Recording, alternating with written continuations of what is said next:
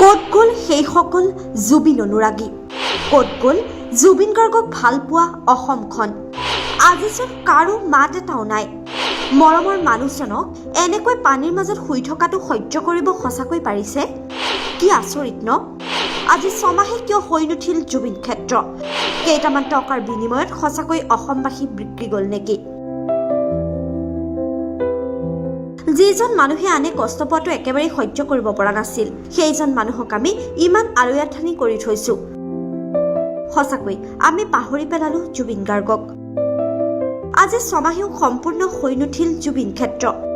ৰাজ্যত মুষলধাৰ বৰষুণৰ মাজতেই তিতি ৰ'ল প্ৰাণৰ শিল্পীগৰাকী। চৰকাৰলৈ বাট চাই ভাগৰি পৰিছে অনুৰাগী। সকলো এতিয়া নিৰ্বাচনত ব্যস্ত, সকলো আঁচনি লোৱাত ব্যস্ত। প্ৰিয় শিল্পী গৰাকীলৈ কাৰো সময় নাই। এয়াই অসমীয়া